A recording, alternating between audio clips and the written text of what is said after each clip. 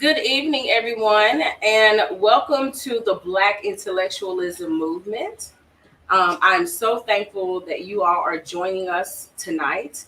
As you know, I talked about this just the other day. I did take the month of June off just to get a little bit of downtime.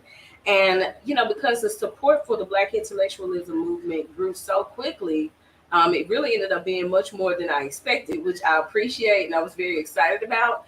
But I wanted to take some time to make sure that I was learning all the things I needed to learn, that I polished up some things and connected with some people to ensure that I was doing the best job possible. So we came back in July. Last week, we had an amazing conversation with Jessica Potts about the legalization of medicinal marijuana in Louisiana. And, that conversation went so well. I am still getting phone calls and text messages about it. People said that they were really informed about a lot of things they didn't understand. I had people who said that they had made the decision to go back to the doctor and reconsider that option. So that was an overwhelming positive response that we received, and I'm very, very thankful that you all had the opportunity to meet Jessica, and also that we were able to share some information about how alternative medicine can revolutionize your health, because we need to know and be informed. Today, I am excited all over again. I mean, let me tell you all something. I don't know what's happening with the Black Intellectualism Movement, but I'm very excited, very thankful, and today I am so, so honored. So I guess I'll kind of start with the beginning. I had the chance to meet Cassandra Lane a few months ago when I started working on an article. And when we had the chance to talk, the first thing was that I had no idea we even had, I wouldn't even just say an author, but someone who was working heavily in the writing arena, period, from my hometown. I had no idea. And I didn't really get the chance to share this with Cassandra, but I'll share it now. Growing up, and being the only person who is a writer from your community, from your area, and being very heavily, if you're from DeRidder, you may even remember that I did the speaking outlet very heavily and was writing my own speeches and writing poetry and performing back then. But I always tell people writing and speaking were to me what football, basketball, and band are to other people. Yes. And so there was always this space I felt where I didn't have somebody I could connect to, and in particular, I wanted to see more Black women writers in Louisiana, because I've heard people say, well, we have such and such who has written a book, but there's a different experience when you are connecting with people who are really deep into the literary community in the same way as what we've seen with Nikki Giovanni, Dr. Maya Angelou, Toni Morrison, Gwendolyn Brooks, all of these really famous women whose careers revolved around being professional writers. So when I had the chance to meet Cassandra Lane, I was like, oh my goodness. It is like a piece of my puzzle that I have been waiting for a long time. And we shared so many of the same perspectives. Even the way we felt about searching for that connection coming out of Southwest Louisiana and having those dreams of writing, which I hope she'll share more with us about. And so I was just so blessed. I really cannot explain what a blessing it's been to really soak up some of her wisdom and knowledge, and really to have more of my confidence built to continue to move forward as a writer. And so she's been so amazing. And when I asked her about coming on to the Black Intellectualism Movement to talk more about her book, We Are Bridges, she instantly said yes. So this is such a big honor. And I encourage families to tune in, because it is not just about the content of this book, which is completely relevant to Black lineage and Black culture. It's also about us showing our children that no matter how odd it seems that you are doing something that's outside the stream of what people consider to be the norm, you can follow your dreams, you can make your dreams come true, that there are different avenues you may have to take to get there. And that's one of the things I've enjoyed listening to is, Cassandra ended up in the avenue that ultimately pushed her further into her writing skills.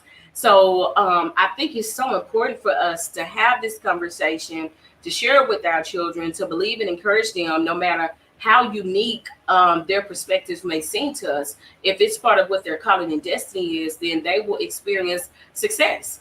So I hope that you were able to bring in your children for this great conversation, tag your friends, share this video, text message some folks. You'll see my head go down in a minute, so we can get this information out to people, because we want you all to join us tonight for this conversation. So I want to go ahead and introduce you to Cassandra, and I'm going to go ahead and get right into the conversation and let her talk as well. Cassandra Lane is actually a native of DeRidder, Louisiana. And she is, and this is what's so crazy.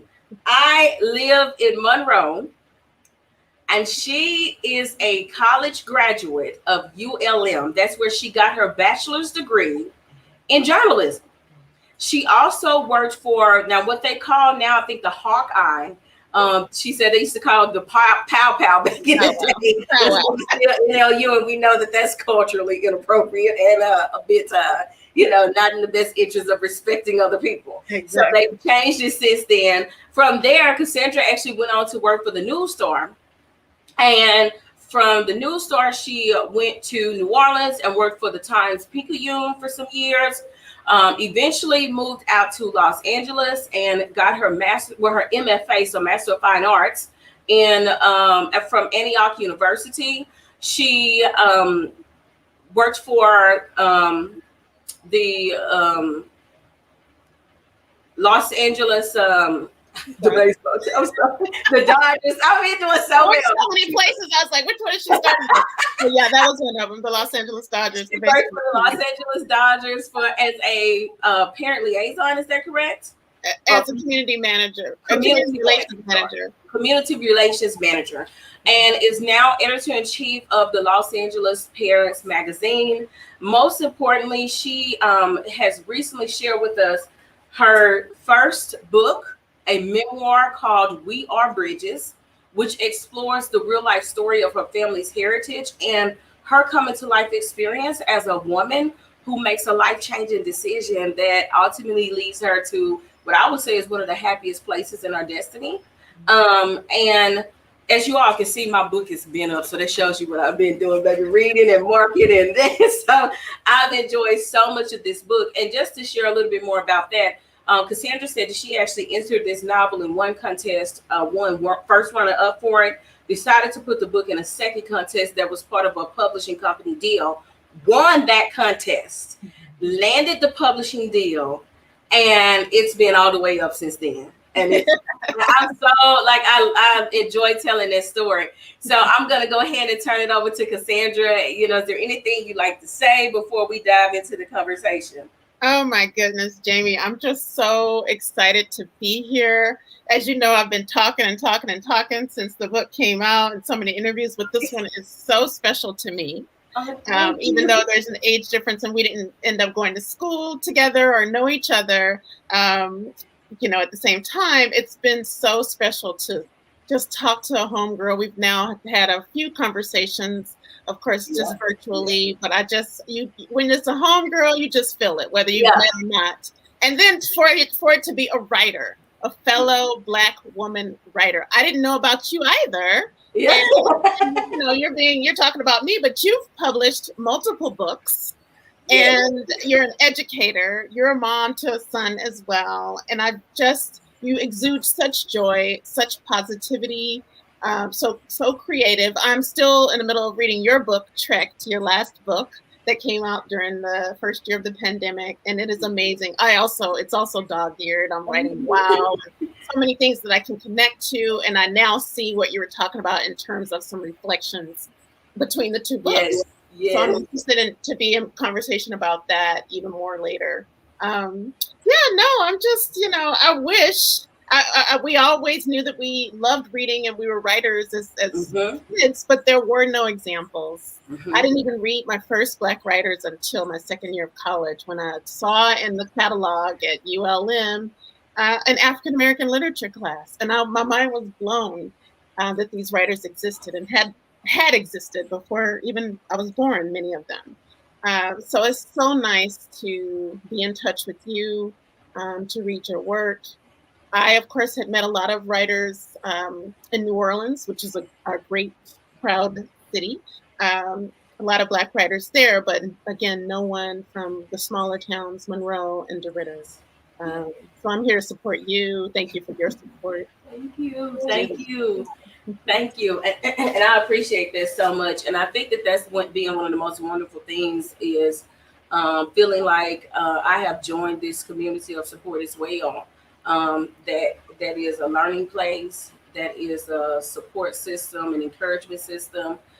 That's been so wonderful. And I was listening to what you said about, not reading your first book by a Black author until you went to college. And I was very fortunate that my mother introduced me very young to Black writers and Black figures.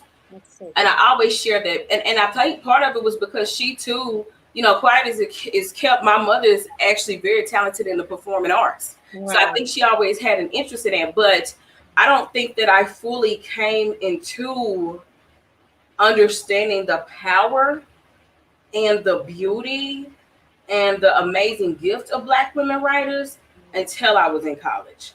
And I had the chance to just see things from a different perspective.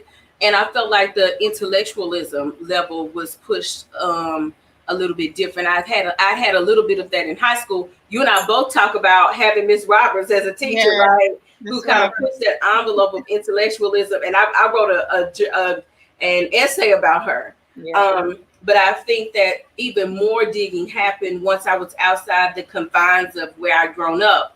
So to hear you talk about that epiphanal moment of discovering the beauty and power of Black women writers, and in a sense realizing this is not a place where I'm isolated, but instead a community that I can join. Absolutely. Was I don't know if it was an amazing feeling for you, but I think it definitely was for me. It truly was. It was absolutely. I didn't feel alone. And, we had read some amazing literature, of course, historical literature, learned how to diagram sentences. Yes. And it's so exciting to be still in touch with Miss Roberts, who's long retired, but she's on Facebook. She's in touch. She's read the book. She sent me a long letter about it. Her husband has read it. So all of that is great. But it was so to be in that class reading those books by Black writers too, and then to move to New Orleans, working at the newspaper where I was working with journalists, but to be part of NOMO Literary Society, a Black writers group, with my contemporaries, it just affirms you. It's different. Yeah. The young people say it hits different. I like it.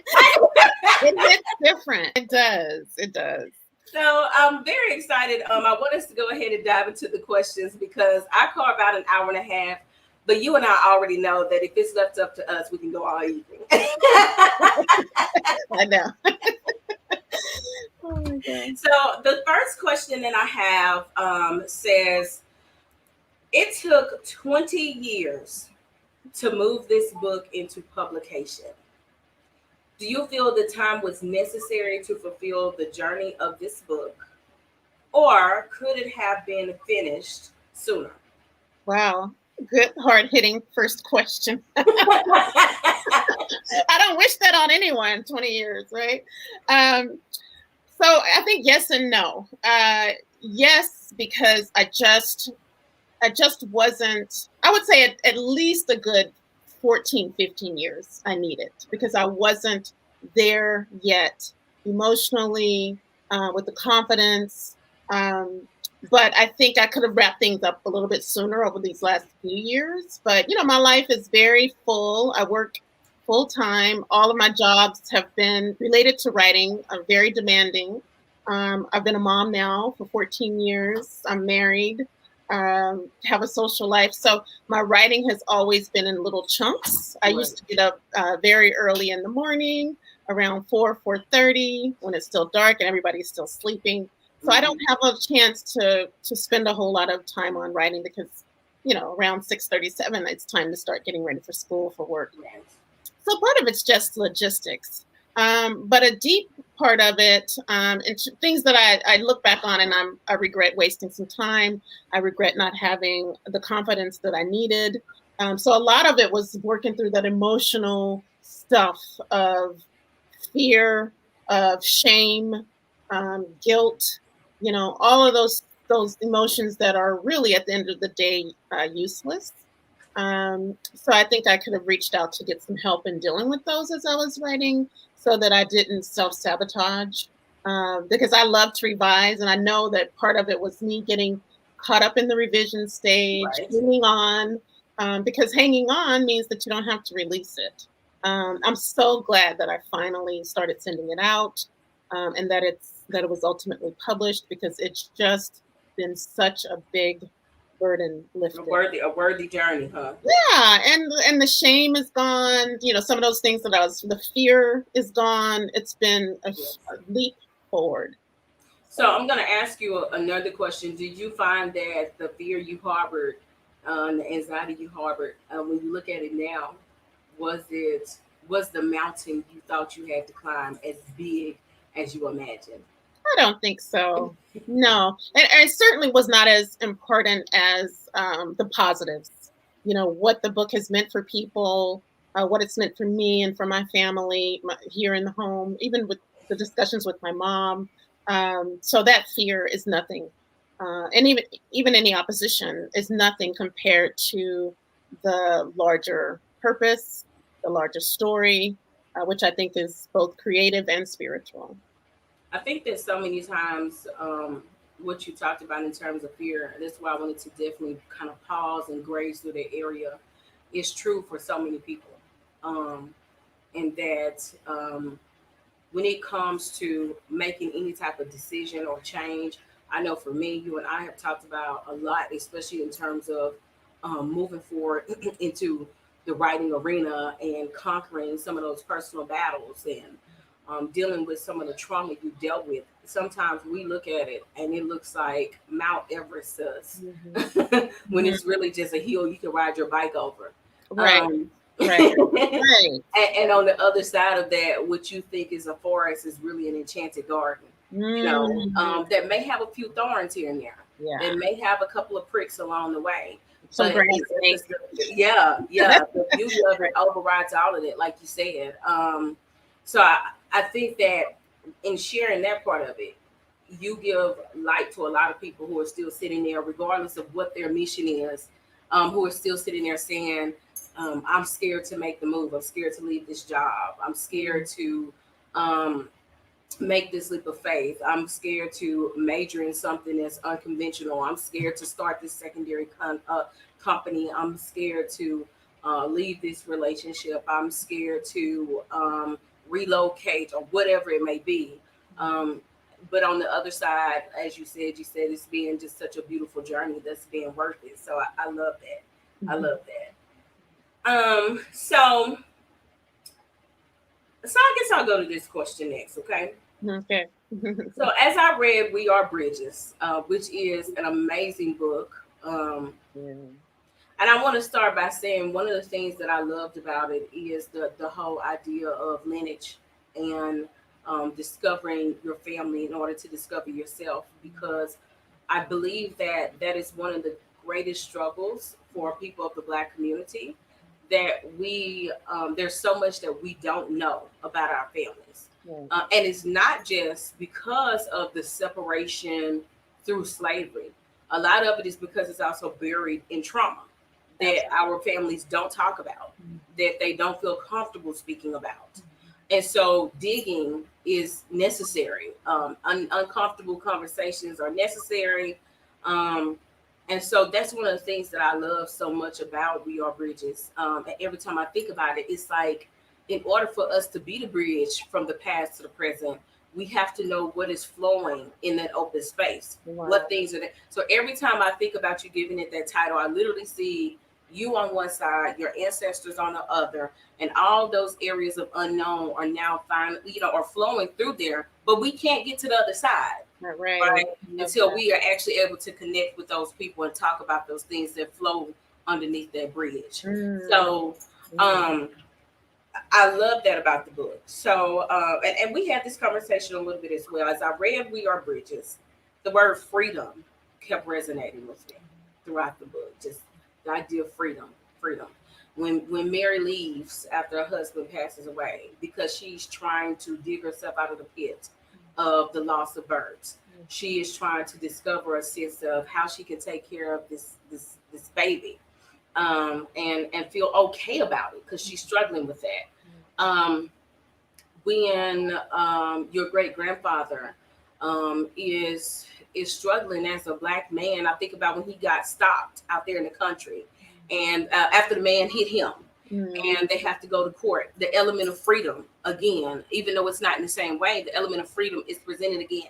Right. When we talk about you finally opening up to say, I am not the person I used to be, my perspectives on children and family have changed. You reach a level of freedom. When you finally made this book available to the public, the element of freedom. So I wanted to ask you, how has freedom played a role in your life personally?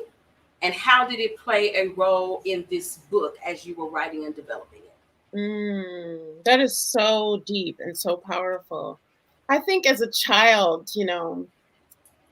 part of it, so I'll just start with the personal, was that I was just so timid and felt so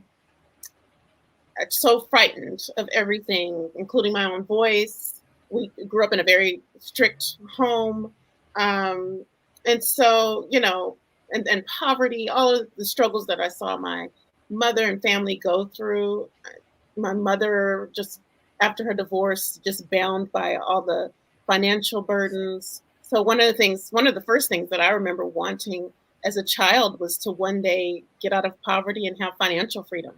And I saw that as the opportunity to just enjoy and love life and travel and eat and meet people. So that's one of the first dreams that I'm sure, a lot of kids grow up with, is just these fantasies of exploring and having financial freedom to do. And not necessarily riches, but just I didn't want to have to go through what I saw my mother going through. I didn't want her to have to go through it. It was heartbreaking. Yeah. I'm the oldest of 5. And so I felt personally a lot of that, the emotions, that she had, I just internalized and felt it. So I wanted financial freedom. I wanted, once I realized that my path was going to be artsy, that I was going to pursue writing, journalism, I wanted creative freedom. And then I wanted the freedom to live, where I wanted to live after college. I wanted the freedom to travel. I think as time, and so I made the decision early on as a teenager that I was not going to have children, because to me, that represented the opposite of freedom because of what I saw around me. The women, very talented women. My mom is also a performing artist. She's a gospel guitarist, electric guitar. And I was so proud of her and her art, but saw it always taking a backseat to,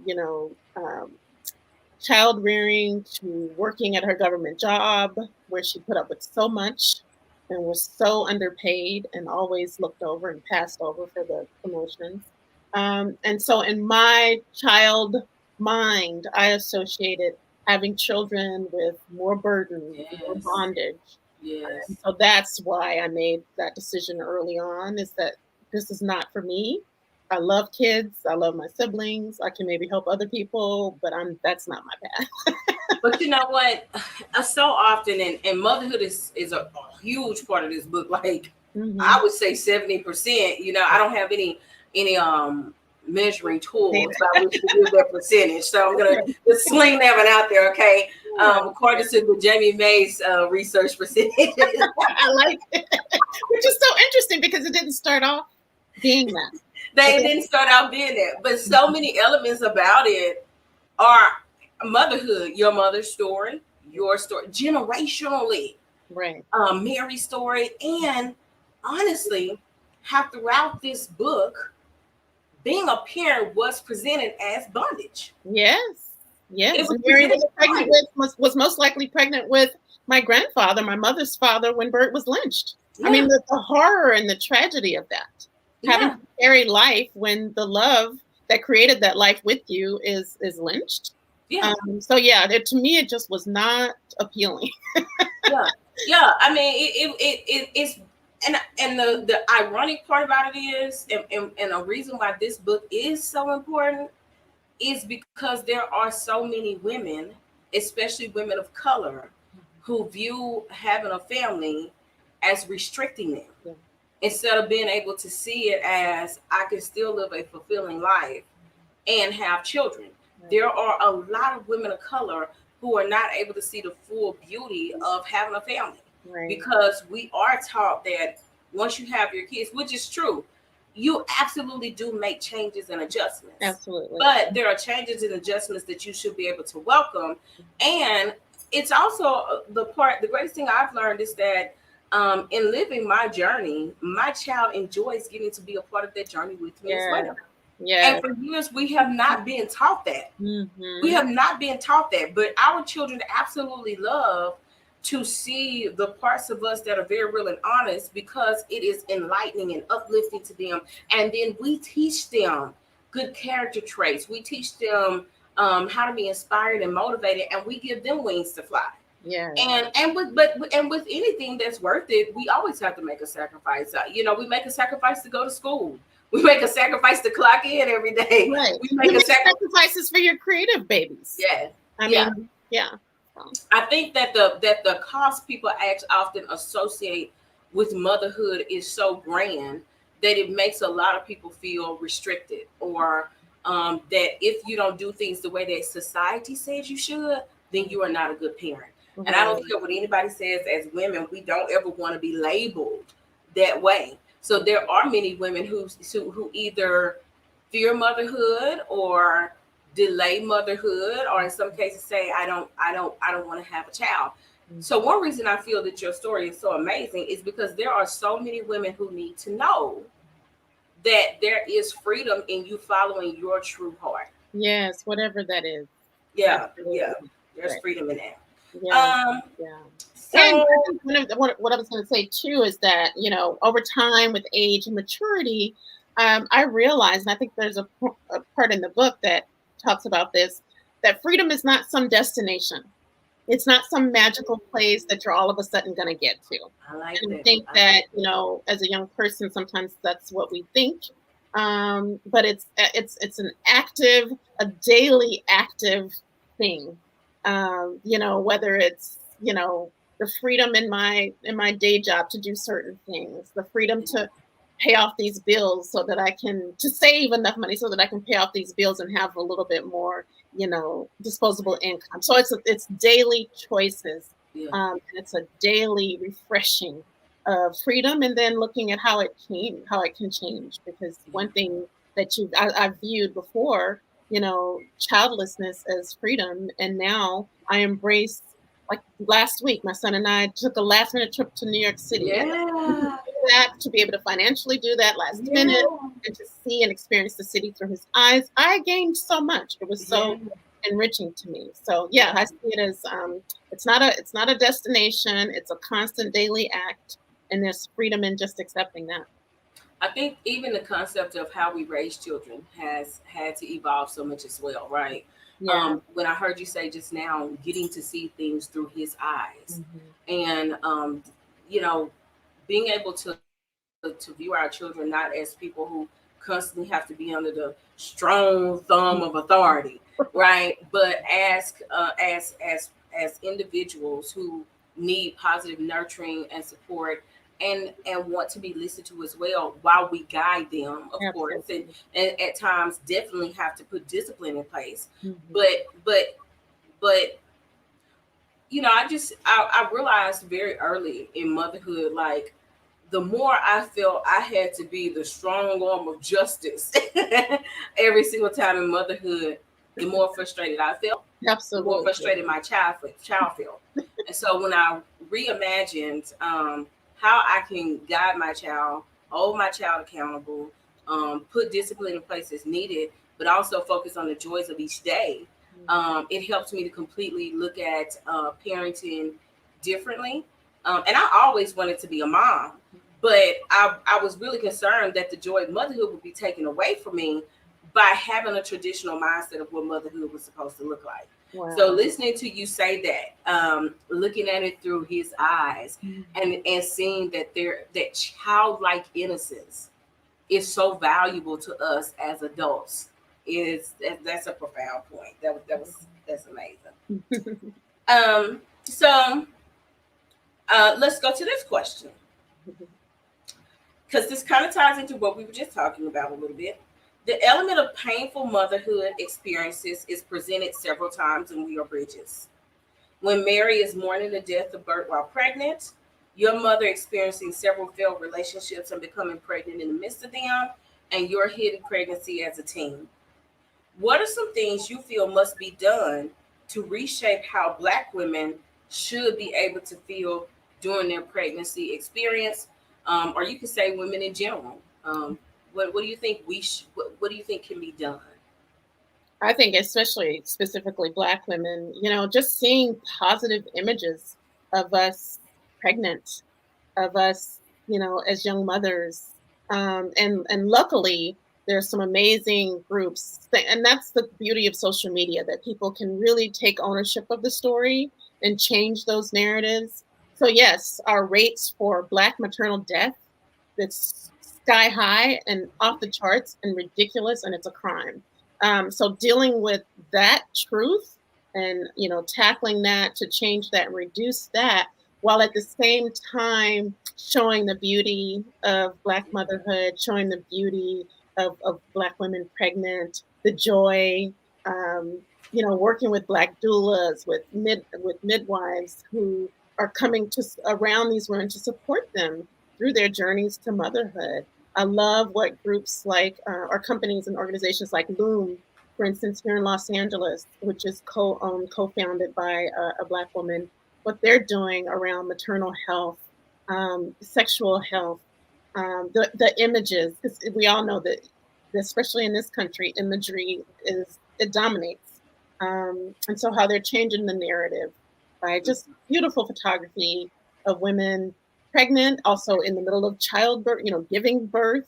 I've seen a lot of really great Instagram channels, showcasing that. I love what Matamea. I was a guest on their show a couple of days ago. I love what she's doing around educating, families about motherhood and childbirth. So I think luckily that's happening. I didn't see that when I was Supporting pregnant back in everything. Yeah. 2006, that I wasn't on social media. I didn't have those images. I wanted a midwife or a doula, but ended up not having one, and I regretted that. I wanted a water birth.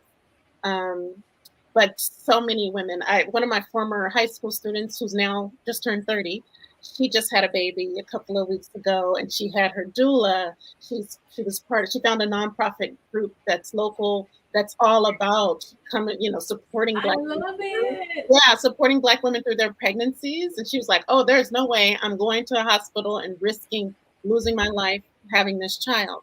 So the fact that she had these resources, that she had the know-how to reach out to a supportive community. And now she's this beautiful mom with the support that she needs. Also the support that we need, the education around the support that we need once we do give birth. It doesn't end. Actually, you need even more after birth. And so I'm glad that we're starting to see organizations and companies filling in that void, and we just need more. And the stories, we can tell our stories. Telling our maternal and motherhood stories is another piece that I would say. I wanted a water birth. I wanted it so badly I because did I watched so the much. Learning Channel a lot, and I wanted one. I had looked up all the resources, and we didn't necessarily have anybody here that could do a water birth, but I had actually looked into it in Texas, Yeah. and I ran into a few challenges with delivering my son, so I ended up having to do a C-section. Mm. But like even afterwards, I was still just so fascinated by seeing the women being able to give birth at home and have that positive support system.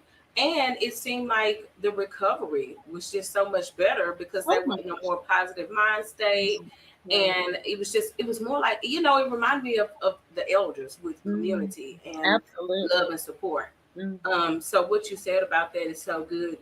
The level of support has changed and the community component around it. There's a girl here Um, Monroe is we're still in the South, and I feel we still have a lot of work to be done in terms of helping people understand non-traditional birth and that you can have a community that helps you with things. There's a lady here named Brittany Williams who does. Her husband is actually from the river, Oh. and she helps women with breastfeeding and adapting to motherhood. And she helped somebody I know recently. She is amazing, and I didn't tell her. She helped somebody that's very close to me. I got so emotional. I came home and cried about what a beautiful experience it was to just have that bond among women to support each other during that time frame. Because in some cases, you may not have your mom there, especially times during the pandemic, like right now, right? Things look a lot different in terms of support. And in some cases, she was a phone call away or a video message away to help coach a new mom through some of the bumps of motherhood. And even if you just don't feel comfortable, people can say what they want to, but when you're a new mom, you don't always feel comfortable calling every single person for everything. So that community of support is also helpful for that reason. Right. And so what you said is really awesome. That community element is great. Yeah, and we can't. You brought up a good point too. I mean, Monroe is a town, but we can't forget our sisters in more rural areas who are disconnected from the resources that they need. There needs to be a lot more, attention towards that. But those, historically, those were the women who had the answers and the know-how. And what have we lost in getting disconnected from all those herbs and all of those that they had? Cassandra, I was just about to say, historically, these are the communities that have the midwives. Absolutely. I was listening to someone, I can't even remember who it was, a few weeks ago, who told me about a midwife that used to be here back when Black women couldn't necessarily go to the hospital, or they didn't feel comfortable because they had just started allowing Black people to go to the hospital. So if smaller communities were actually more likely to have your midwives and everything else, but yeah, that was lost. That was, so there's a huge disconnect. I was born, I don't know about you or your other family members, but so many of my relatives, my sister and me, my cousins were born to a Black midwife in Leesville named Miss Shade. She was very well known, and articles have been written about her.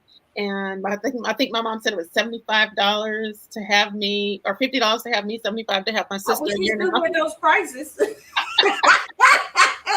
was back in the early 70s, but she knew what to do. She didn't lose one baby. I forget how many thousands of babies she delivered. She didn't lose one mom, one baby. So yeah, how can we get reconnected? And I think of, in the cities, you have these, activists, maternal activists who are doing that work, but how do we get it back in all of the areas? Yeah, I like that. I've heard my mom, now I don't know the full story. I've heard my mom, and even my grandmother talked about some of her kids, because, she had 11, she had a nice tribe. Yeah. Almost a full dozen. I know at least some of my aunts and uncles were born to a midwife. I'll have to ask more about that. I bet it's Miss Shade. I'll have to ask more about this story because I know some of them. So somebody says here, Presence of Nature had a midwife with her second son, and they allowed them in the hospital because she was a little bit afraid. So I think that's even awesome as well. If you can have the midwife come to the hospital, absolutely, still allows you to kind of be in that good positive space. Yes, I like that. Just trust any doctor who was not open to that or who gave you crap about it, because I don't want to be like, what are you afraid of if you're not supportive? But in a lot of cases, the hospitals are supportive of it. Yeah, I love that. Let's see. Donna says, my dad was delivered by a midwife in Bernice over 70 years ago. And her grandmother, his mother, was a midwife. Oh, that's a really, that's a cool story to tell. Yeah. I'm gonna tell you something. I don't know if I have the stomach for it. So what, for the childbirth stuff, talking about it? Yeah. To push, when you start pushing, I'm gonna say, you know what? I'll see y'all outside. Yeah, I couldn't. It has to do with the body. Yeah. I could be the cheerleader. Like, come on, girl. Yes. Right. I'm here. You can do this. Let's be strong. But Right. put me on the other side. I need to be up by the head. Exactly. Exactly. That's I hilarious. can't even watch, like, I don't even like for people to talk about Dr. Pimple Popper around me. So Oh my gosh. Same. I have another one, okay? In the story, um, there are several incidents where men encounter negative experiences in the racist community. In particular, generationally, you share a story from Burt, which is when he's lynched, and then you share a story from Houston, which is when they are in the town and that man hits him head on and he's accused. Um, and you dig into, and I talked to you about this, like every time I heard you share more about Houston, I went from being frustrated by him to feeling really bad for him because I felt like he had so much trauma. Yeah. He had such a tough life that this is pre mental health era. This is pre, let's talk about your problems. This is the time when only thing that black people knew was that you can't afford to get bogged down, because if you get bogged down, you can get killed. And this goes all the way into the 50s and 60s, because black people technically still had no rights. So if you seemed like a black person that was weak and feeble, it was really still survival of the fittest then. And in order to be hired as a maid in the right house, right? You had to look like the maid that had it all together. In order to be hired to work in a factory, you had to look like the black man who was the strongest, could work the most hours. So it was still survival of the fittest. And if you presented any image of weakness or fear in the wrong place at the wrong time, it could mean the difference between life and death. So I thought about all those things as I read the storyline with Houston. And so my question to you is, do you think that the experiences your male characters encountered affected their long-term mental health? And do you think that trauma still affects our black men today? Absolutely. My grandpa, we called him Papa. Papa Houston is what I call him in the book, just to have the characters distinguished. But I remember him crying in his recliner almost every day, certainly a few times every week. He was pretty much forced to retire. He was a logger. He was pretty much forced to retire from the woods. He got cataracts, and it was just, he didn't want to come out.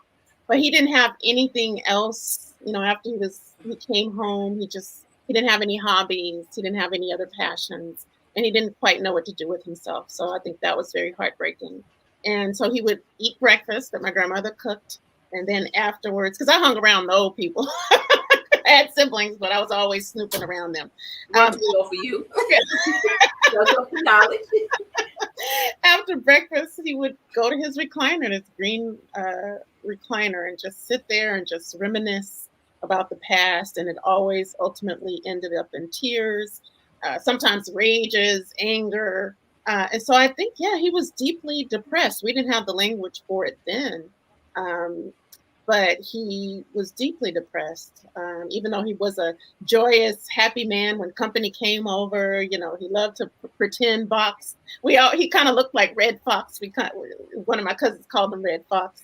So beautiful, loving man, but also very complex, very complicated. My mom was telling me just today that when he was even as young as 2-3 years old, his mother said that his stepfather, so Grandma Mary, was with Burt Bridges, the one who was lynched. She had their son, and then she was married off to a distant cousin. And that man, John Buckley, was very, very abusive to my grandfather. And so my mother was telling me today that he actually would beat my grandfather at 2 and 3 years old with the bullwhip. So, when we think about the whip, we're thinking of the slave master and but so those things are passed on. Those men and women were denigrated, seen as not human. And so when you internalize that and you don't have any place to put it, unfortunately, some personalities take it out on the people who are supposed to be closest to them. And so my grandfather had been in that trauma. Not only was his father lynched, because of his race. He was abused by his stepfather. Mm-hmm. He who knows what he went through. Racially. Yeah, racially on the job sites. He went through school through 6th grade, and then he had to come out and start working. But I can't imagine all of the horrors that he faced. And like you said, he almost got imprisoned himself, charged with manslaughter because this white man ran into his car, and the man was ejected from his car and killed. But the man was sloppy drunk. There was no way it was my grandfather's fault. But I can't imagine what that, going to court and having to go through trial and having the judge, already have his mind made I up. was going to say, knowing there's no real defense for you, even though you're not the one at fault. Yeah, the police immediately handcuffed my grandfather. If the widow of that white man hadn't spoken up, he definitely would have been, as my grandmother said, railroaded. So all of that, my heart goes out, like what he and so many men experienced.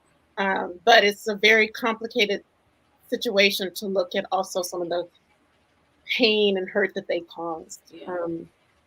In their family relationships. He was abusive to my grandmother for years. And my mother witnessed one of those instances, and that's when he came to himself when he heard her little girl voice saying, "What's going?" She thought it was a game.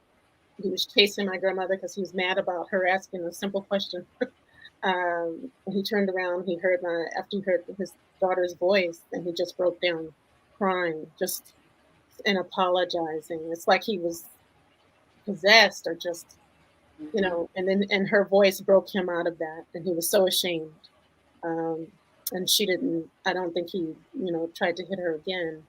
But yeah, so much that was not dealt with. Yes, we have the church, our spiritual lives, but so much of it was separated from our personal, we talk about the vertical relationship, but what about those horizontal relationships? And if you can't mirror that in the household, I'm sorry, I don't think that was what what God's plan was. Yes. It needs to be both. Yes. That's the cross, right? Yes. So yeah, definitely a lack of communication, understanding, mental health on those personal levels. And so then, therefore, you have these huge contradictions between the spiritual life and the personal at-home life. I think that the lack of access that our ancestors had to support, I can only imagine what it's like to be a man, because there's so much pressure on a man to be able to be the protector, the provider, to always have the solution. And to be a man that has tons of solutions, but to never be allowed to apply them to the problems, is something I can only imagine, especially during the time when that was supposed to be reflective of fatherhood, right, and manhood, and being a husband. And I also say that I feel like it's one of the reasons that we must be we must take advantage of so many of the resources we have today to help us deal with the traumas and break those chains and really live out our own hopes and dreams. Because and I think you and I talked about this before, realizing that in talking to our grandparents and things like that, and do we ever know what their dreams were? Do we ever know what they had a desire to be outside of what they were forced to become? Because especially for Black men and women, there was not a space for you to actually have a dream. A Black person that was able to fulfill their passion, I mean, that was a miraculous experience.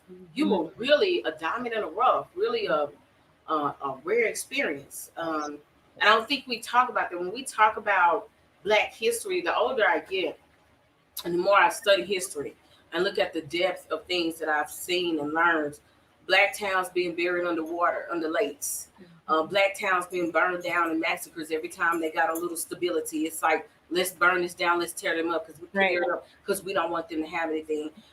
Black people being hanged, right? Because you're deemed as being too uppity because your business is doing well in the community. Not being able to receive a patent for your inventions. So let's talk about the fact that there are still things out there that were invented by Black folks that they will never get credit for because we don't have any legal documentation of it. when I think about all of those things, it has always been for me the reason I feel that I have all these resources available now. It is why I must conquer the demons of the past. It is why I must not look at my ancestors and ever say anything in a haughty spirit about what they went through or where they were. Just the mere fact that they survived each day, for me to be able to be born, is a fascinating blessing. So now, instead of me focusing on my criticism of them, how can I focus on living out the legacy of my dreams that they weren't able to live out before? Um, and so going back to learn these stories, right? In a sense, for me, has made it even more personal. And I know that this book is about your generational line, but I was like, she's talking right in Mississippi. You know, the line is 45 minutes from me here, and it's sharing this story, and it felt even more personal as I flipped through those pages and thought about it. And it also made me look at how we engage with our Black men differently. Because there are a lot of things that they have faced generationally that still have not been dealt with. And so, in patience, in love, in support, even if I don't feel like I'm the cause of it or like I'm wrong, you know, how can I offer love and support to my brother differently after flipping through these pages and looking at the generation of Black men going through trauma as well, right? Yeah, I think that's so beautiful. And as Black women, we're often, leaders in so many different ways. And I think by us doing these conversations, writing, telling our stories, I know my husband's read the book, my ex-husband has read it. They're all support other men as well. And I think that encourages them to express and to tell their stories. Now, like my husband has questions about his past, and it's sparked some dreams of his that he's recreating. That's amazing. So I think that's one way for me that I can come alongside them. It's like, okay, here's the current. Yes, it's scary, but I'm going to walk through that fear. I'm going to tell these stories, and you can do the same because it's freeing. So. I love it. My next question, okay? So we're going back again to Marion Burt in Mississippi. So I would like for you to just share a little bit more with us about how you were able to dig up some of the details.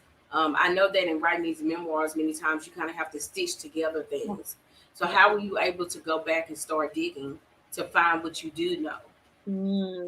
I definitely was stitching. And my grandmother, my mother's mother, was a quilter. And I have some of her old kind of rusted now quilting needles and her needle book, and even some old thread that's very, very fragile. But I would take that out, and that was like because I loved my grandmother so much. She's just still such a spiritual light in my life. And she was just so supportive and proud. She died right before my graduation from ULM, just a couple of months before. But in writing this book, I knew I only had those little scraps, just like she did. There are quilt artists who have these beautiful, lavish quilts, but no, she was a countrywoman quilter who just took little pieces of house coats and rags and kept those and stitched those together. And so for me, as I was dealing with little pieces of the story, because there were no official records, no birth certificate, death certificate, gravestone, I basically talked to my mother, my Uncle Cricket, who had a little bit more information. And he was always like, whatever you want to know. No one really has the answer, but I'll try to find it out. So I looked at those as little broken off pieces of bone or cloth or whatever metaphor you want to use. And that's why the story merges not only nonfiction, but fiction, because I recreate a story for Burt and then for Marion Burt in an attempt to humanize them. I did reach out to the state of Mississippi for records. I was told specifically in that county where he was lynched, Pike County, Holmesville, Mississippi, now a ghost town, that all records were burned in a courthouse fire. That there was nothing earlier than 1912. Of course, he died. He was murdered in 1904. So I was just, what I did was looked at things that were happening around them at that time. So old newspaper clippings. I have tons of books on lynchings, postcards, what music was being created, what books were being written, what art was being, painted or whatever, and to contrast that with the huge gaps in my family's life. In 2018, I did go to that town. I was in New Orleans on a trip vacation with my family, and I never knew that it was so close to New Orleans because when I was in Louisiana, I So wasn't working on close. this story. Yes. Yeah, I wasn't. It just wasn't top of mind. It didn't become top of mind until I moved all the way to California and started really working on myself and looking at that past. Mm-hmm. So I looked at Google and saw that it was only a 2-hour drive. I left my son and and husband at the Airbnb early one morning, and I knew it was only going to be a day trip for a few hours. I drove there to using Google Maps. I drove to Homestead. I walked around. It felt like I was on a set. It was so quiet. It truly is a registered ghost town. I found a cemetery. I walked around. There was one woman who saw me taking pictures over a bridge, and she yelled out, "Why are you taking pictures of us?" I hadn't even seen it. She knew that was an out of towner, huh? It was a spooky moment. And I told her who I was, about my great grandparents, and she said there was a Bridges cemetery somewhere back in the woods. And then she just pointed like I was going to know how to find it. And I went looking, and nothing came out of it. And then it was just some weird moments. I ran into some people out on the street talking, and they were staring. And it kind of reminds me of a moment in your book. And I was like, and something just told me, it's time to go. It's time to get out of here. I had walked around, taking a lot of pictures. I definitely plan to go back. But once I got back to LA, I did reach out and found a Mississippi researcher, well known, who is elderly now, but still will take on projects sometimes. And I told her about my family story, and she agreed to work with me for a couple of months and just looking at all the different records. And we found what we believe is the same Burt Bridges on a 1900 US Census report. I had done, and I did the DNA test. I was doing, record searches for Burt Bridges, different spellings of it. Of course, of Mary, I found more on Mary than on him. I reached out to the lynching memorial. He was probably one of the many unknowns in these newspaper clippings. But we found him, and I'm sure that it was him. My family and my mom and I went back and forth on whether his name was spelled Bert or Burt, and I told her one day, I just believe that it was Burt. I just think, and sure enough, on the census it's a Burt. I have the parents' names, some siblings' names, and I had actually have written about that experience of doing that research. In this book, my editors decided that they didn't want it to project that far in the future. They thought it ended powerfully, with the birth of my son and then the chapter that comes after. But that's work that I'll continue to look at. I don't know if it'll be maybe a collection of essays or what it'll be, but that's ongoing because I'm pretty sure that we found him. And through the DNA testing, have found some distant cousins, one of which reached out to me. She lives in Flint, Michigan. So we had a phone conversation. So yeah, the story is ongoing. Girl, I'm over here teary-eyed.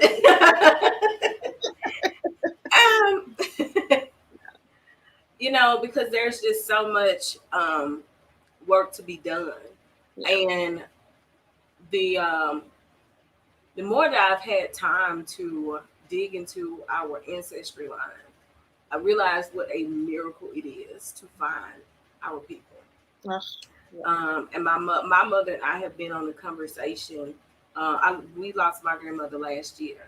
Mm-hmm. And I immediately went into the conversation with her that I had talked to my grandmother about a few things before the dementia really took over. And I had written down some notes, and my mother has some recordings from my grandfather. And so we're going to dig further to find more connections.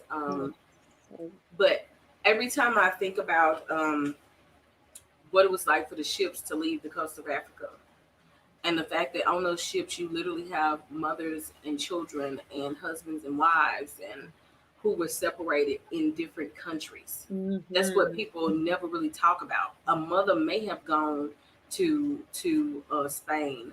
Her children may have come to America. And then once we get to America, when we hear the stories of ghost towns and people saying courthouses burned down and all these other types of things, and I find it rather interesting because from what I'm reading, Holmesville was becoming more and more. I wonder if it's one of those Mississippi towns that was becoming black. So what was the make of it being burned down? How So the story, interesting. that's an interesting part. But to hear you say that you were able to find cousins and headstones, like it is just such an amazing experience to find those pieces of yourself, Right. to seal your identity. Mm-hmm. Um, and it's something that I think that we should be able to do, to be able to hear people to tell stories of generations and be able to trace back and know that if you're a black person, it is a miracle for you to be able to find that. I think it adds even more to the power of you deciding to tell this book, tell this story in this book, because it's important to inspire people to not give up and keep. Right. Right. And if it weren't so important, why are other ethnicities doing? And we have our Holocaust memorials. We have all these movies. I see Presence of Nature made a comment. They were all African American Holocaust survivors without the numbers branded on them. Their brands were emotional damage, and we are only the third generation out. Yes, we So are. yeah, like having those monuments, those memorials, those times of the holidays to reflect, to grieve. Apparently, that's important, except for us, for Black Americans, which Yeah. is ludicrous. Um, so yeah, I think we can, despite maybe not being upheld and supported nationally, we can take Right. ownership and do that ourselves. Yeah. Yeah. You're absolutely right. Uh-huh. Ooh, I feel so moved. You know I get to cutting up. I don't know. At this point, you already know how I act. So I feel like we've known each other, and I know. So I want us to go ahead and talk about motherhood. Okay.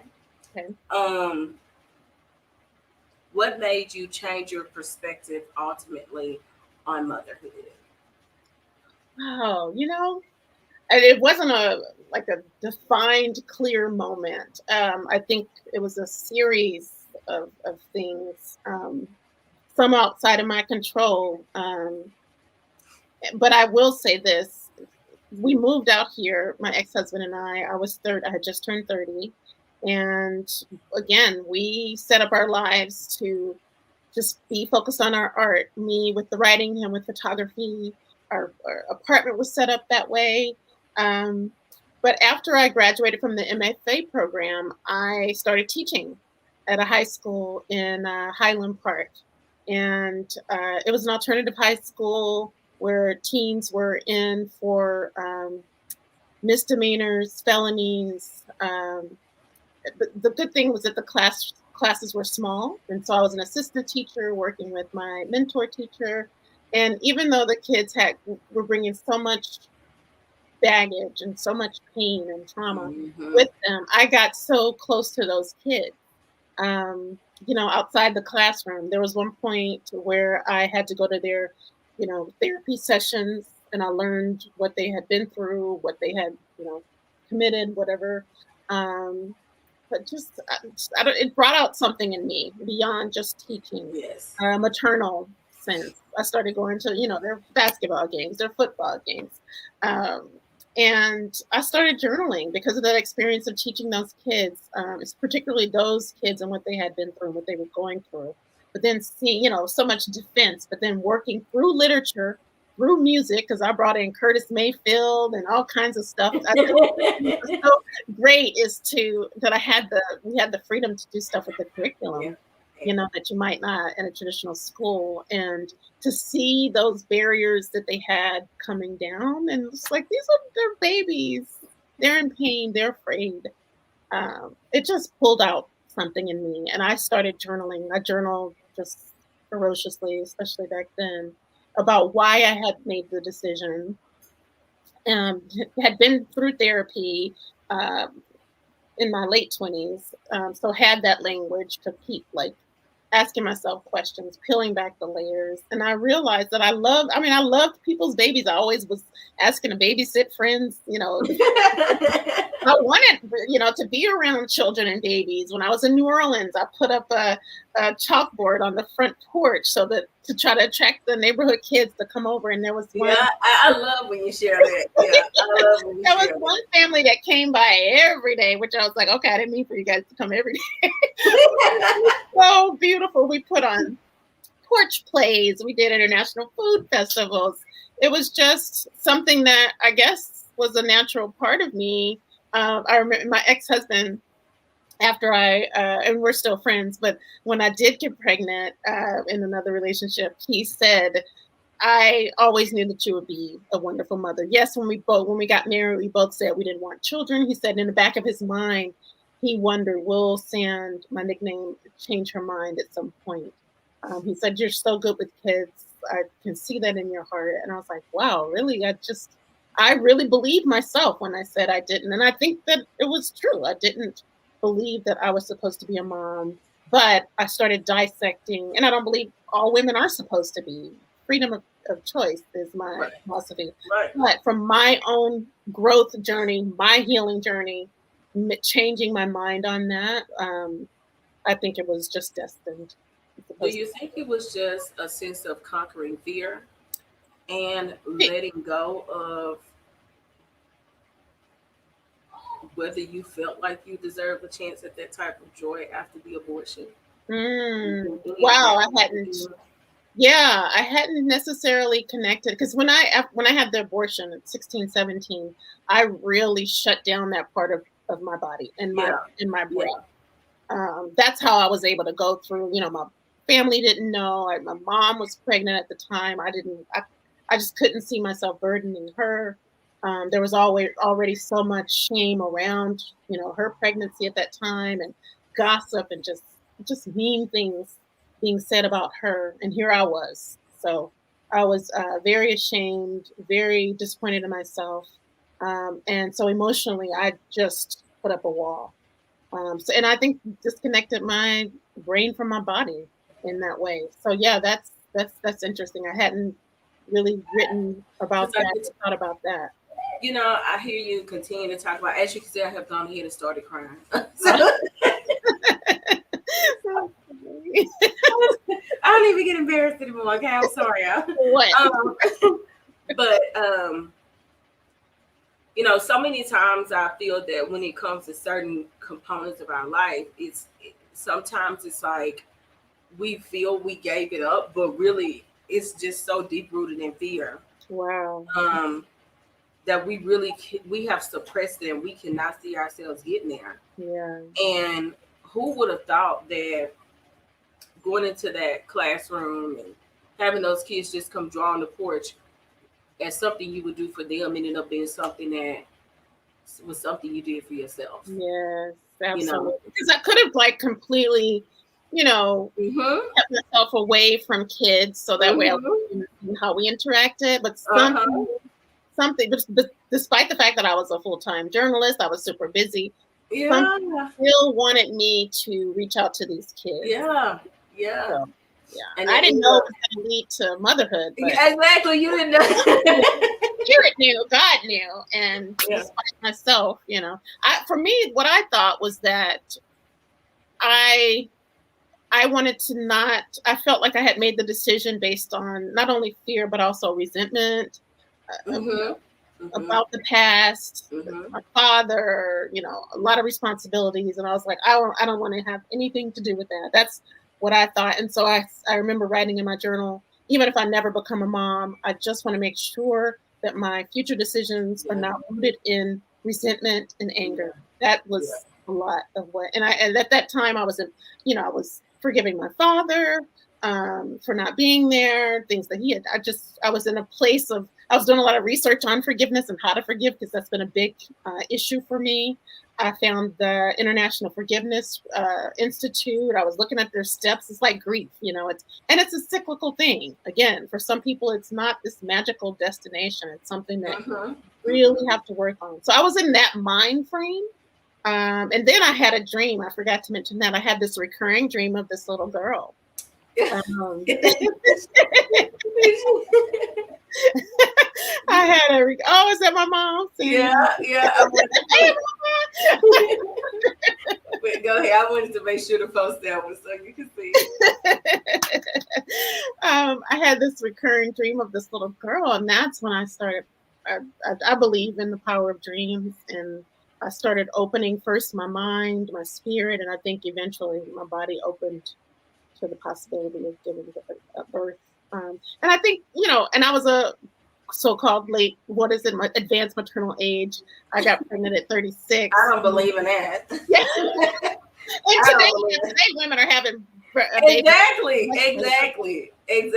I have proclaimed that if I have a second one, I definitely don't want it to happen until I'm in my 40s. Yeah. So, I have the conversation with my friends. I'm 38 now. So they're like, well, do you ever think about a second one? I was like, maybe in my 40s. And like, what? Yeah. And that's way more common. I don't think that we are confined. And I think that we're moving. And once again, we come back to the meaningfulness of this conversation. Because there are a lot of women that feel you're on a clock, right? Mm-hmm. And if you start to take away the idea that you have to do it this certain way, as opposed to doing it when it works for you, it changes. And look, and it changes the element of healthy people having children and raising healthy children that can make a great contribution to this world.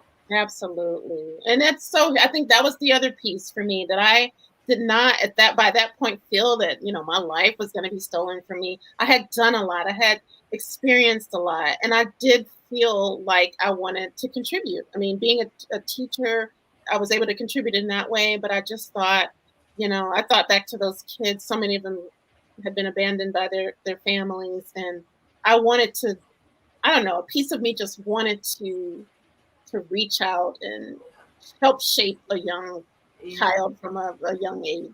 Yeah. And look, it's nothing wrong. I tell people all the time, just to understand, I love kids and I like babies. Yeah. I know. Like we can absolutely say that. Like you talk about how you just always, you were just drawn to them. You just like it was always like wanting somebody's baby. Yeah, I'm like, and you know what? There's nothing wrong with us just loving the little people. Right. They are such interesting beings. They're so beautiful and wonderful. And, there's nothing wrong with that. Just saying, I reached a point where I was like, you know what? I want a mini-me. I want I want a part two. Let's do this. Somebody said earlier today that they had felt like they had so much in their life and so many blessings that they just wanted to. She's not a mom yet. She's in her 30s, but she just thought she would love to share that with this little being who are their own full people, no matter how young they are. And I love that. That to me has been very educational and just fascinating to watch how they develop their brain. I love that term, how motherhood is an intellectual journey. So intellectual, like how you, it's the nurturing part. We feed them, we do all of that, but it's also an intellectual journey that we're on, and we need to bring that back to the conversation of motherhood. Yes, definitely. I love it. Abraham and Sarah had a baby after they went through the process. I like that. I think about that too. There are no gateways on it. And the crazy part about it is we've heard that Bible story 1,000 times, but still by the constructs of man, we made women feel a certain way if you didn't do things within this window or within these confines or according to these rules. And now we get to break those. Right. More women need to be free from thinking that, if I don't do it the way the society says I should, then, okay, I don't qualify. Because that makes a big difference. And I find that every time I read this book, and I even had the conversation with you about the irony of going from the woman who was haunted by an abortion, the woman who says, I don't want children, to the woman that realizes, to the woman that teaches children, to the woman that says, I want my own child, to being the editor of a period magazine, where just crazy. You literally spend your career helping families experience healthy relationships, healthy lives, fruitfulness. It is just the sweetest, like, full circle Yeah. of life, and even in the book, exploring that and sharing a very intimate part of the transition and offering hope to people that are really on a very lost journey. So, Thank you. Thank you for saying that. I'm sorry. You make me cry. Trying to Don't talk about it more. I don't know what's good. You always bring so much richness and depth, and I just appreciate that. It makes me. I'll be journaling and thinking about this conversation. I think that it's just, you know, I don't think that every time I hear you talking about the 20-year process, that's why I had to ask you a question. I don't think that anything happens by chance. Yeah. This book came about in a time frame when we are now talking more about Black culture, Black people. We're dealing with oppressive and suppressive systems and lynchings, modern day lynchings, all across this country. We are dealing with it like there's not a better time that it could have happened. Mm-hmm. And so what it is doing for people and has the potential to do for people spiritually in terms of connecting and gaining your strength and power is so important right now. Yeah. So I've just been thinking about those thoughts. It's so heartbreaking to me too, though. Of course, as a writer, you want your work to be out there, but it's very heartbreaking that it is still so. Here I was writing about the past and the impact on years ago, generations, but the fact that it's so prevalent and so relevant today, to the point where I had a conversation with some women, these women in their early 30s. They really connected to the book because my character self, is in her early 30s, and they're afraid to have children. Few of them want children, but they're afraid. They're saying the same things that, I was saying, that our parents were probably saying about bringing a Black child into this country.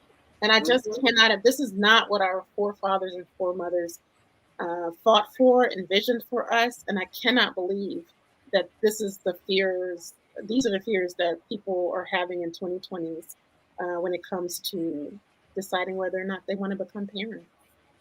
I had my son in 2014, 10, 16, 2014. I'm sorry.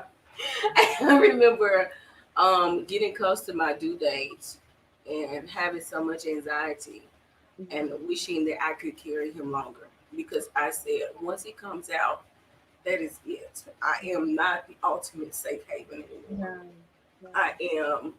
He is at the mercy of this world now, and being terrified privately. This is the first time I've talked about this publicly, but being terrified about giving birth, even though I was very happy to be pregnant. I was so scared. Trayvon Martin had been killed shortly there before. We had just more and more crimes going that involved the harm of Black children. And being a teacher, I've seen a lot behind the scenes and in the classroom regarding the treatment of especially young Black males. And I was terrified about going into the delivery room and bringing him out and realizing that once he is out, this is it. I am not the safest place he can be anymore. And so I hate that Black mothers have to feel that way. I hate it so much. Because it is a very scary feeling for us, And I had to really pray through some things and realize that at the end of the day, all I can do is continue to raise him to be who he should be. And that my hope is that it will allow him to complete a mission. Absolutely. But with a long, fulfilling life. But we really don't know. That's the realistic part of it. I know what my prayer is. I know what my ambitions are. But let's be real, I am no different than every other Black mother out there who has seen her child die at the hands of injustice. Right. And it's scary. Yeah, and the fact that we have to hold all of these things simultaneously. The fear, but the joy of being parents, beings, but and also wanting them to express their Black boy and Black girl, Black boy joy and Black girl magic, but at the same time teaching them the reality, like holding all of these contradictions, and Yes. it's just too much. Yeah.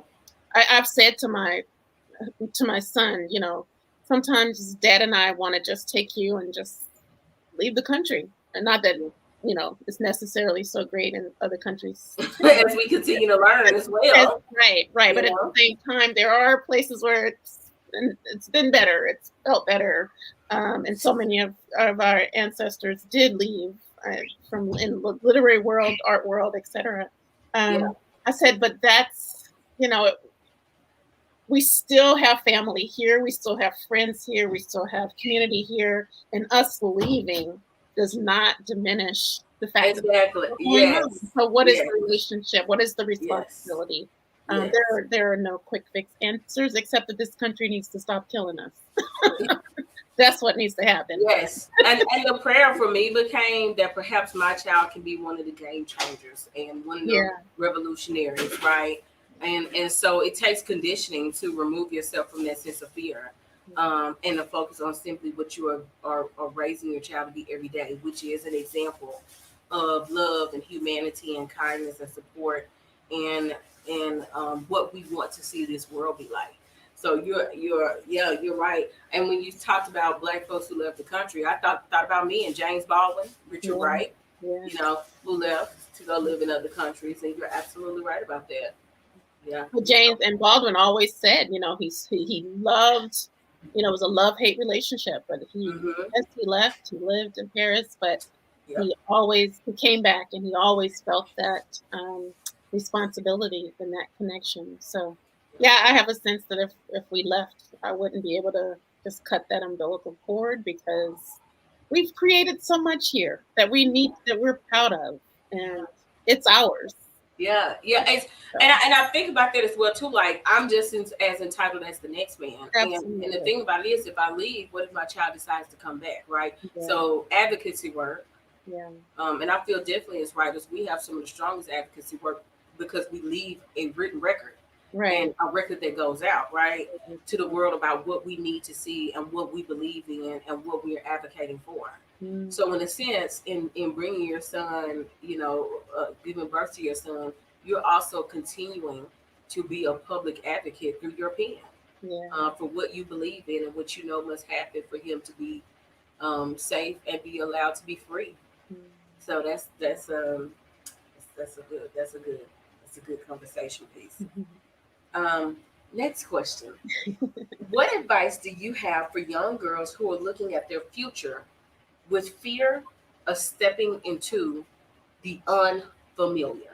Do it anyway. I know that sounds the fact, like when you and I have talked about your writing career and how you went into journalism, were very nervous about even pursuing writing and things like that. So yet here you are, and having a 20+ career in the writing arena and now publishing.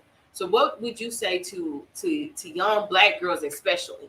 Because there's a different demand that we face, especially with the pay gap, with the public injustices we go through, how we're often left untalked about. So what would you say to young girls who are saying, I want to step into the unfamiliar, but I'm scared? Yeah, absolutely. And I would say, first of all, that it doesn't end. That fear, you're gonna, you might accomplish one thing, and you're gonna have a fear about accomplishing the next level. And so, just accepting and embracing that fear is normal. And then, as a Black young woman in this country, that those fears can feel valid. But just planning to some degree. I think it's a mixture of planning and faith and magic and belief, surrounding yourself with people who believe in you. If you want to do something that's out of the norm, that's out of the box, making sure that you're not just listening to the negative voices, like you should go do this. Because that's everything right there. right. So finding, and I think it's easier now. These kids have social media and they have access to so much more than we had access to. So finding, if you don't have voices telling you, you can pursue this. You don't have to follow this particular traditional path. I think you can look for those role models. I had role models because I worked at newspapers, and I remember two particular role models. I'd never met them before, but they were Black columnists. Leonard Pitts was one, and Deborah, her last name is escaping me, but I followed their work, and I just allowed myself to be inspired by the fact that they were columnists and syndicated columnists. And I found and I wrote one of them, and they wrote me back, and so that alone was just so affirming. It just helped me. I mean, the advice that they gave, simple advice, to just work on your craft. So I think it's a little bit of planning, writing out your 2, 3, 5-year goals, 10-year goals, and post. I still do that. I'll post it up here. And when things happen, I check them off. Not obsessively. It might be a year before I look at that list again, and I look back at it and I'm like, oh my God, I did that. Oh, thank you. I did that. So just planning, but also being open to the unknown, having role models, trying to cultivate. There's nothing wrong with asking someone to be your mentor. I've gotten those requests. I have one right now from a young man who thinks he wants to go into journalism and writing. So there's nothing wrong. And if someone says no, not taking that personally, because maybe they're just super busy, finding someone else to ask. And just believing in yourself and doing things that are uncomfortable intentionally. One of the things that I did in 2017, this is when I was working at the Dodgers. Great job, good money, but I knew that it was keeping me away from. I was at a point in the book where I felt like I was so close, right? And I didn't have the time to work on it. And I oversaw health programs, military programs, and there was one call I got one day from the PR officer for the Army local branch, and he offered me a free jump from a plane, a tandem. And I know that's on a lot of people's bucket lists. It was not on my bucket list. That was just not something I ever wanted to do. But I ended up saying yes because I was at a point where I wanted to make a move professionally to open up more space for my writing. And I thought to myself, this might be just a thing I need to get over some, like in a physical way. Okay. And I can use that as a metaphor to make a leap. I just told myself that. I like that. Yeah. I like that. With my friends and with family. And it was frightening. Once we got there, first it was exciting. But once we sat through the meeting where we had to sign all these releases and stuff. And that's what reality sets in, like, what? I'm like, Death? I just don't want to, But yeah, we got the equipment on, got up into the helicopter, a lot of adrenaline, and it did. So that jump was in May of 2017, and I ended up getting the job at the magazine in August. So it happened really quickly. I think that freed up something for me mentally, emotionally. I was open to even, finding out about the job. So just challenging yourself to do, fun things that might not seem to have anything to do with your career goals or whatever they are, but might help you apply some of those lessons learned. I like that. You know what? That alignment. That's so, you said you took the physical leap first, and then the symbolic leap or the leap in life came afterwards. And that's so being open, right? Yeah. And I like what you said as well, because so many times when we hear people talk about, what do you tell people who are scared, or they'll give us a bunch of non-physical things. But you actually said faith. You can have faith, but what does the Bible say? Alone, faith without works is dead, right? So faith, but also find a mentor. Start looking at things that are in the direction that you want. Start working to make that happen. Absolutely. Even if you are still nervous, still do it. And that is huge, because real steps mean something. Real concrete directions are something. You could tell me to have faith, but if I'm just like, oh, I can do it, but I never actually do it, then I can pick up the pen. Absolutely. Yes, that makes a difference. So I have one more question because we have hit almost an hour and a half. I can't believe it. It went so I fast. know. And then we have a piece that I definitely want to share tonight. Most episodes I share a poem, and tonight I definitely have one that I think aligns with the book and the conversations we've been able to share. So, final question. No, two questions. Number one, I often think of Dr. Maya Angelou's quote, "We are more alike than we are different." So, when you think of Louisiana and Los Angeles, what is similar?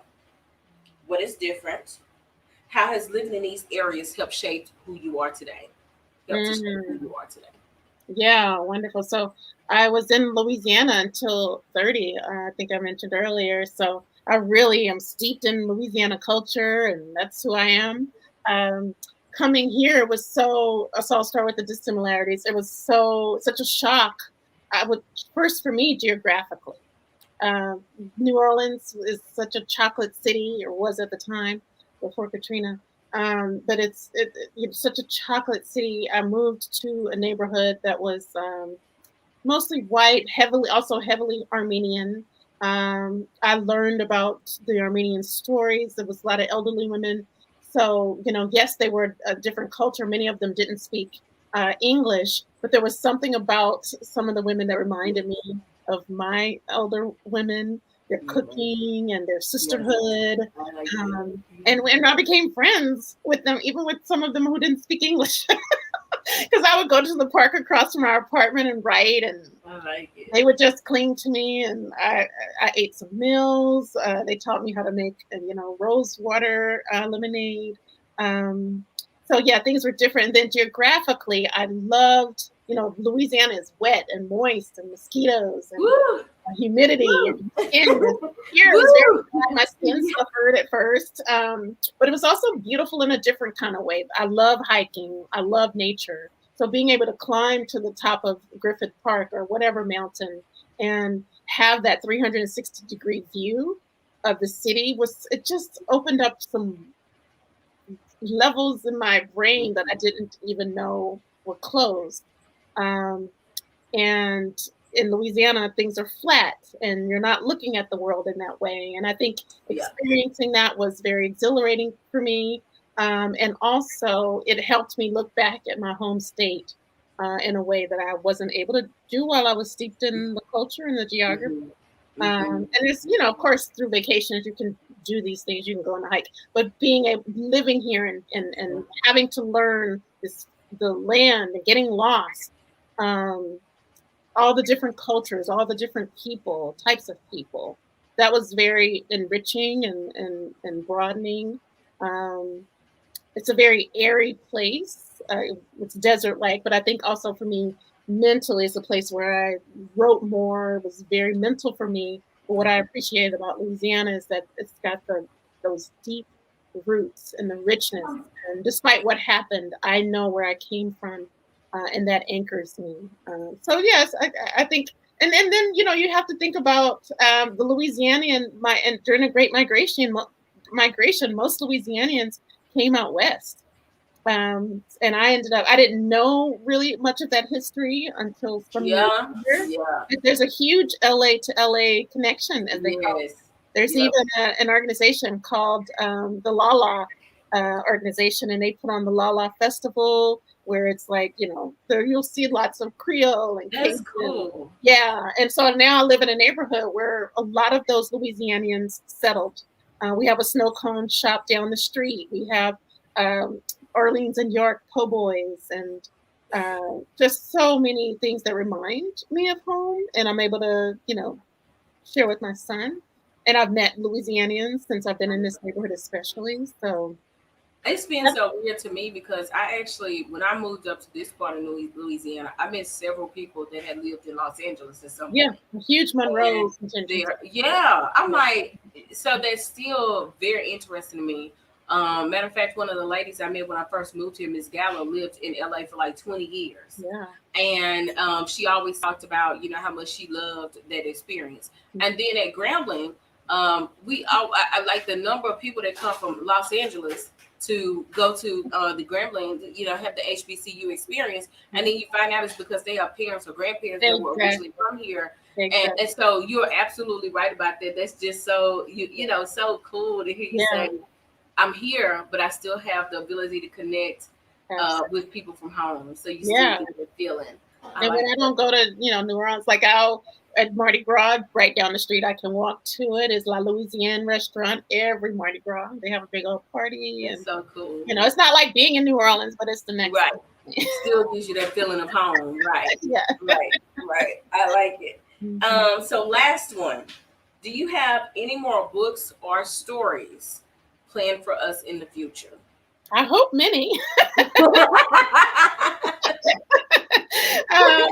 Yeah, definitely. Of course, I still have my full-time work as an editor, and I got a promotion at the same time that the book was coming out. And can you reiterate the name of your magazine? Because I follow your pages and everything. You guys share some great information.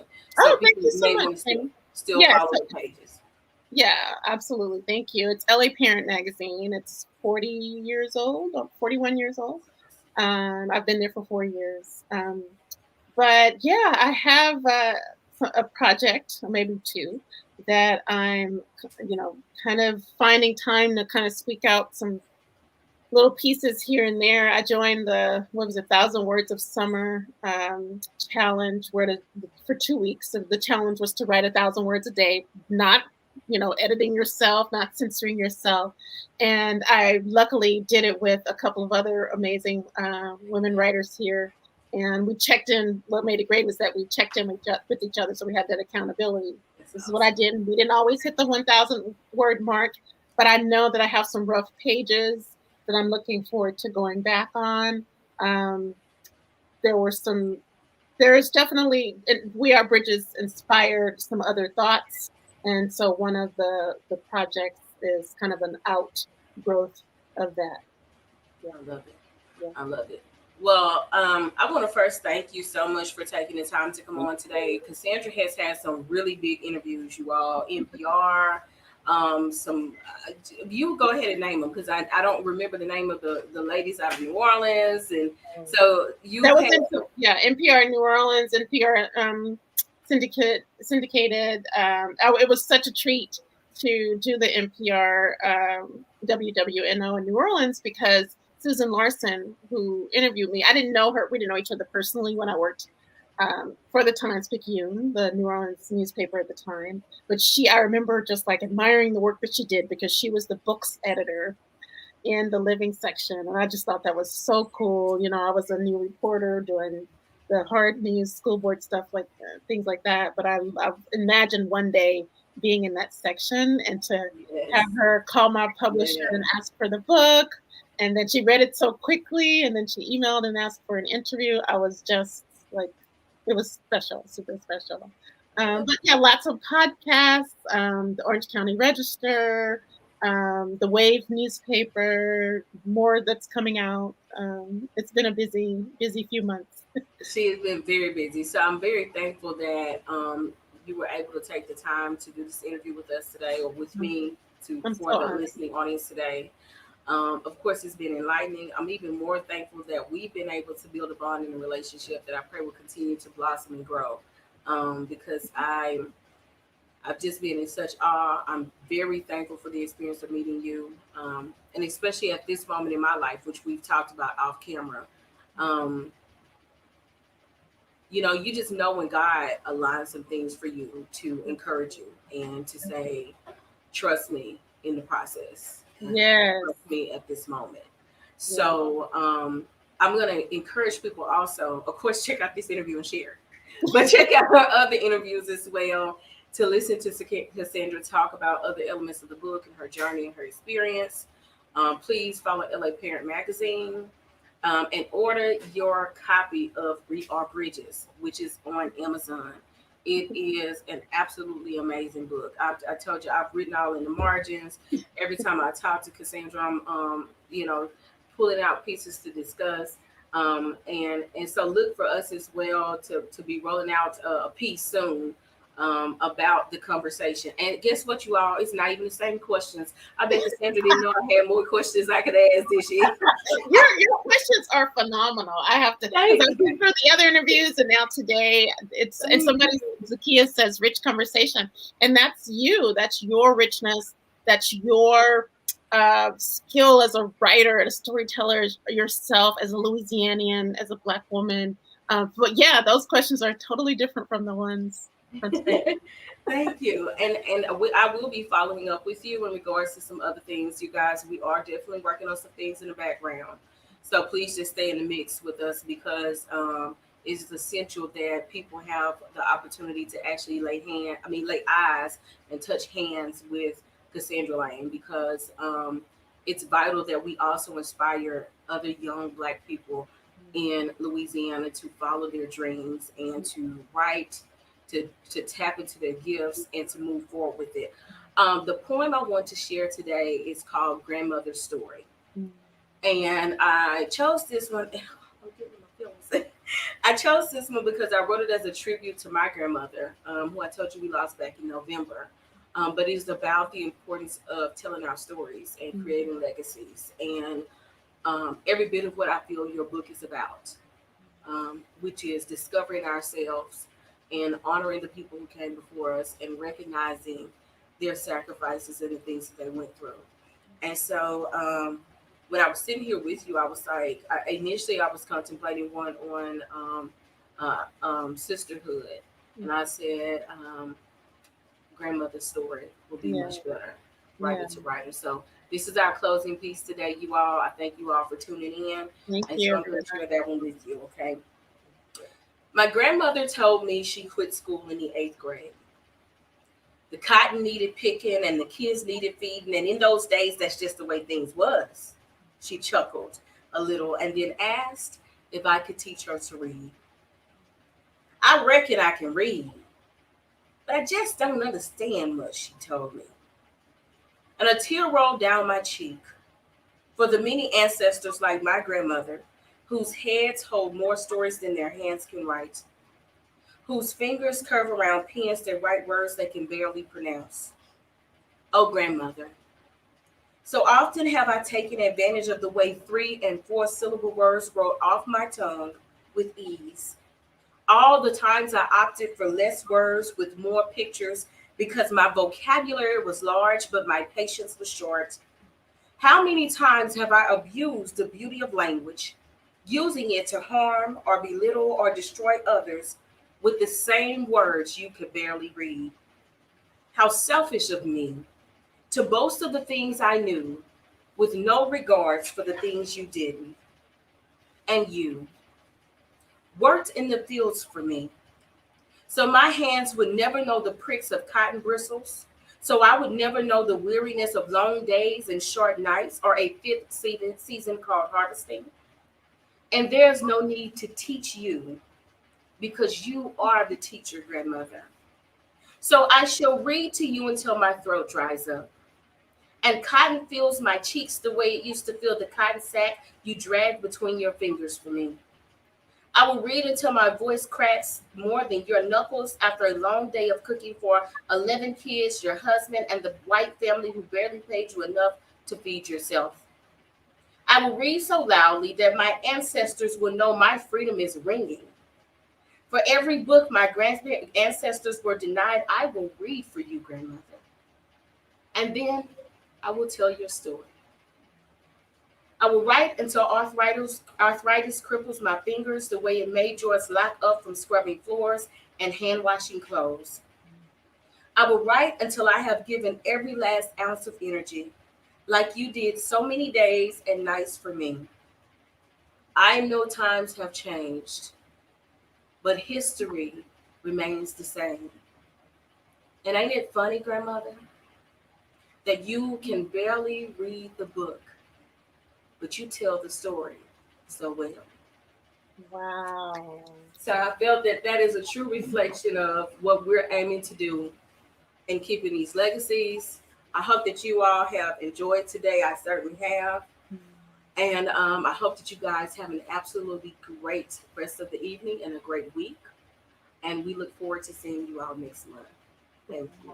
That was absolutely beautiful, Jamie. Thank you for sharing that poem.